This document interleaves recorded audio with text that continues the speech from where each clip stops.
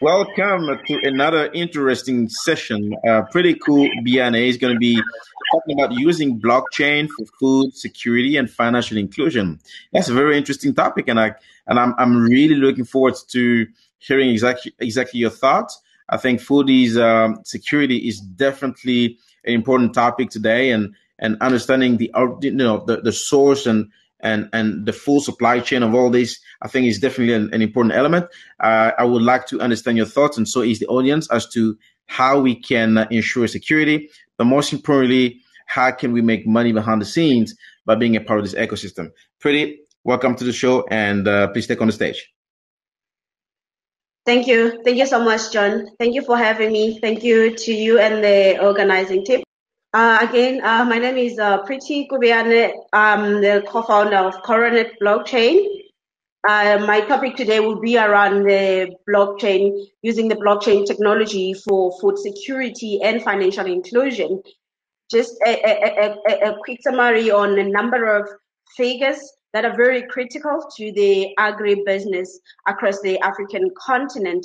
The first one is on the job creation side, which is 60% of the African populations. They either work within the food supply chain or rely on agriculture for sustenance. So they are sustenance farmers.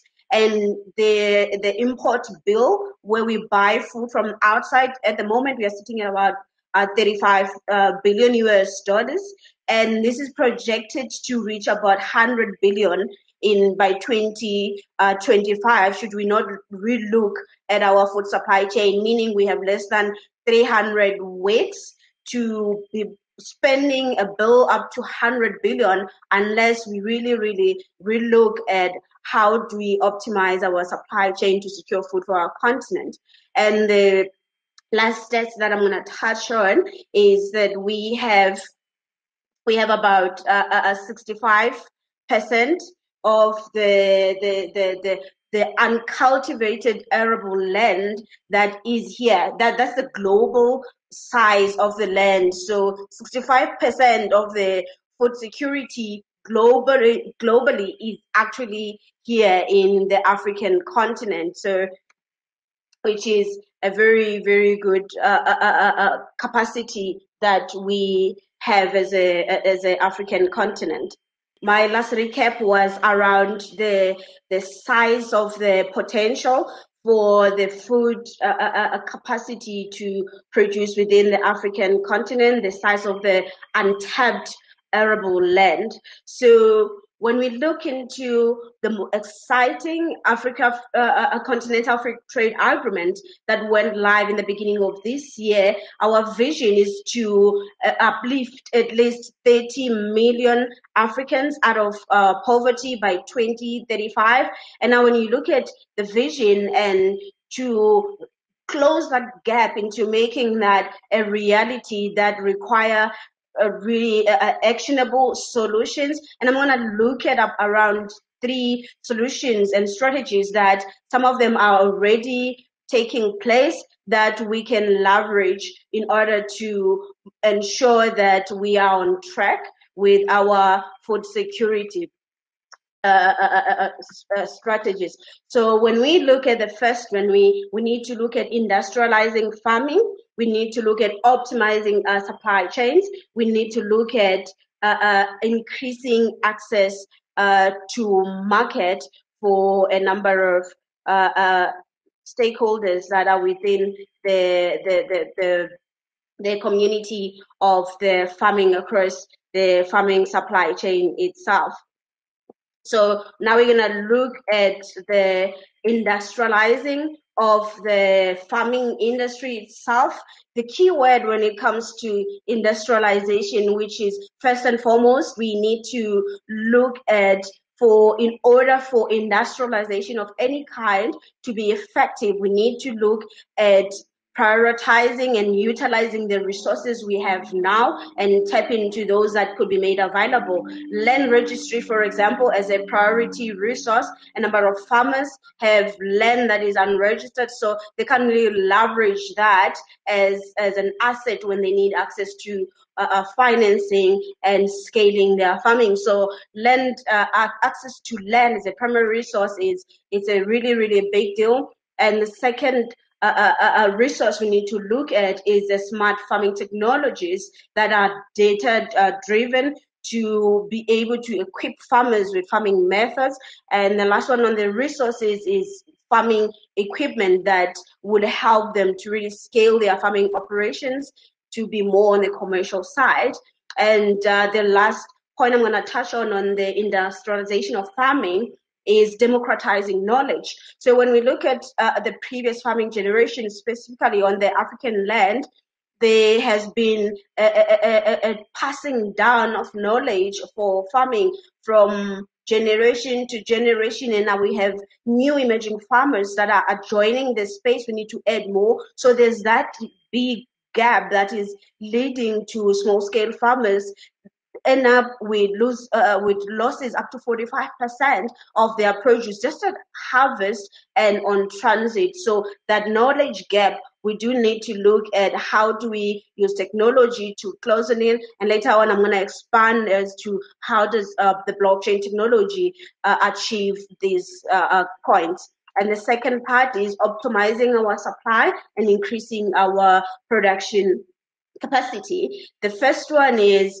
Africa. For a long time, we have been exporting raw ingredients, which really, really means a raw deal, because when the products come back, they are super expensive, and then the value goes outside all the time. So we really need to grow the Made in Africa brand, and we need to increase our local production, especially for basic and primary industries like food security. And the best news recently, the president of Ghana announced to Switzerland that now they want to export chocolates, not cocoa, because they have been exporting. Just between Ghana and Ivory Coast, they are responsible for 63% global supply of cocoa, and that we really need to look at moving up the supply chain to start exporting goods and products instead of exporting raw ingredients, because there is no money in raw ingredients. There's no economy that can grow from exporting raw ingredients. And my last point, strategy I'm going to look at is having access to market. And when we look at our domestic market itself, by 2035, we'll have 2 billion Africans that will be around. So that's the size. Our market is growing really, really fast, and we have to gear ourselves to be able to supply for the market. And initiative like the Africa Continental Free Trade Agreement is geared to create that single market in Africa. So those are really great opportunities that are emerging. And on the export side, outside the African region, when we can leverage the existing trade corridors in order to increase the export value and move towards exporting goods than exporting raw material to this existing trade relationship.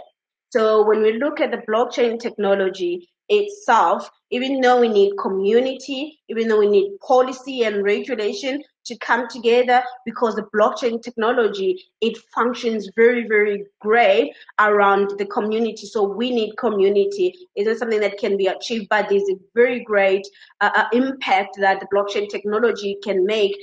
The first one, we is looking at improving operations, creating platforms that allow for on-demand equipment, where farmers can be able to lease equipment on demand when they need them instead of owning them. And you look at asset tokenization for co-ownership, where you get a number of families, say 10 families that are in the same demographic or region, co-owning assets together and rotating to be able to use those kinds of equipment that they co-own. And the last point on the improving of operation is decentralization of the knowledge access, being able to have a single point of learning and decentralizing that and kind of democratizing the knowledge base and best practices across the African continent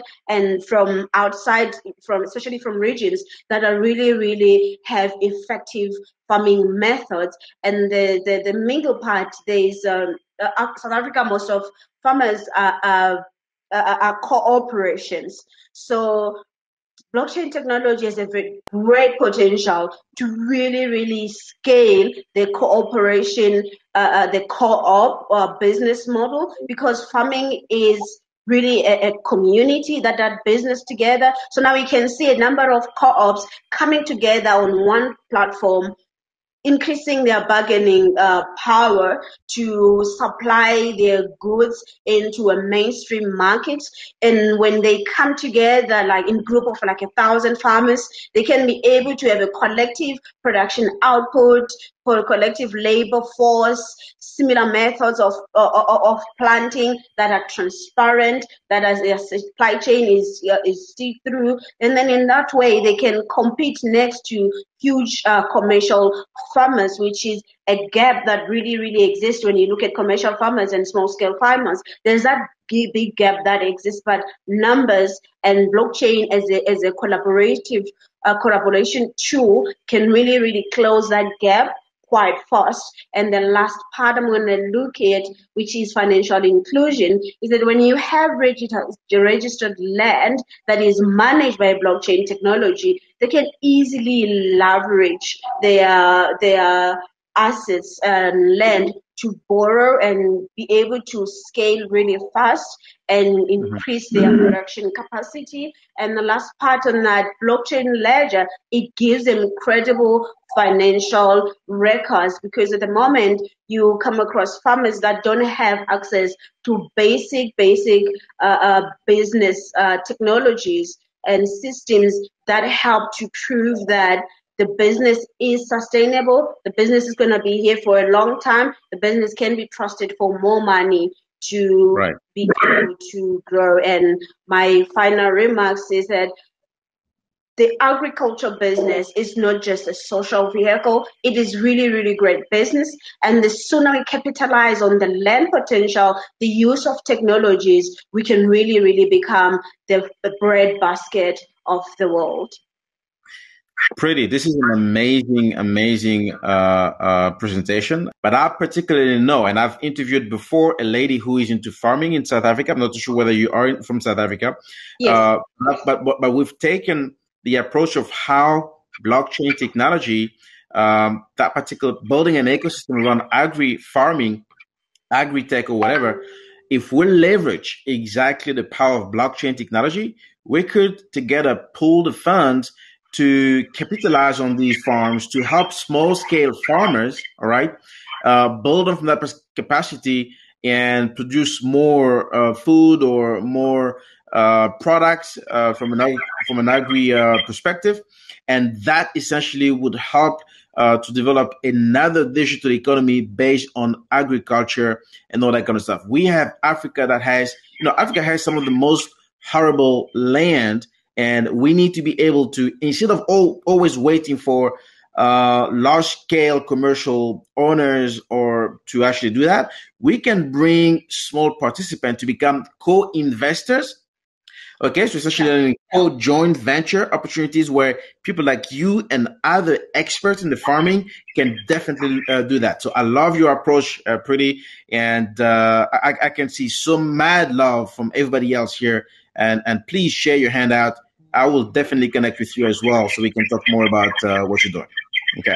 We'll do. We'll definitely share my slides in the handouts. Fantastic. Thank you very much, Pretty. I will reach out.